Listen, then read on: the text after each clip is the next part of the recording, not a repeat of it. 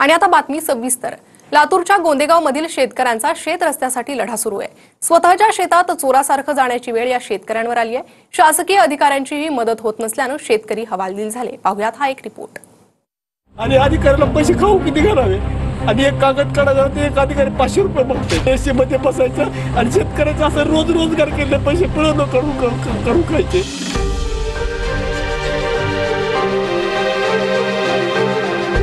हा आहे लातूर मधील गोंदेगावचा शेतकरी। तो लढतोय आपल्या हक्कांसाठी अगदी 12 वर्षांपासून। आपल्या शेतात जाण्यासाठी त्याला रस्ता नाहीये। सरकारी कार्यालयांमध्ये यामुळे त्याला खेट्या माराव्या लागतात, पण अधिकारी काही यावर तोडगा काढत नाही। फक्त तारखेवर तारखा दिल्या जातात, बाकी कुठलाच पण नाही केलं जात नाही साहेब। फक्त आम्हाला आश्वासन आणि दुसरं कुठल्याच प्रकारचं काय दिलं जात नाही।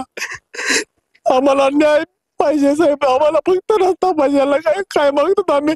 फक्त रस्ता मागतात आम्ही। कुठल्या प्रकारचं काही आम्हाला नको। हातातोंडाशी आलेली पिकं शेतातच पडून आहेत। साठी रस्ता नसल्यामुळे पिकांची नासाडी होतीये। शेतकरी रडतोय, आपल्या हक्कांसाठी प्रयत्न करतोय, पण स्वतःच्याच शेतात चोरासारखं जाण्याची वेळ आता या शेतकऱ्यावर आली आहे। आज 12 वर्ष झालं, आज शेताला रस्ताच नाही जायला। आज गव्हाचं पीक तसंच आहे, हरभऱ्याचं तसंच आहे। संध्याकाळी रात्रीनच पेरायचं, दिवसा पेरायला दिसत आहे त्यांना, म्हणून आम्ही रात्रीनच पेरून घ्यायचं। रात्री म्हणजे चोरून जावं लागतं शेतात? चोरून शेतात जाऊनच काम करावं लागते। शेतकरी रानात जाताना अडवतात, मारण्याच्या धमक्या देतात।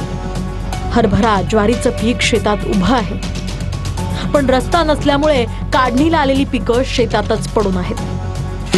शेतकरी दुसरे काय करतात, तिथंच मशीन थांबव बांधावर, पुढे जर आला तर तुझा पाय तोडेल, असं करतात। पूर्ण 12 वाजेपर्यंत आम्हाला जागावं लागतंय रात्र। त्यामुळे 12 वर्षांच्या या शेतकऱ्याच्या लढ्याला सरकारनं आता तरी न्याय द्यावा, एवढीच अपेक्षा। महेंद्र जोंधळे, TV9 मराठी, लातूर।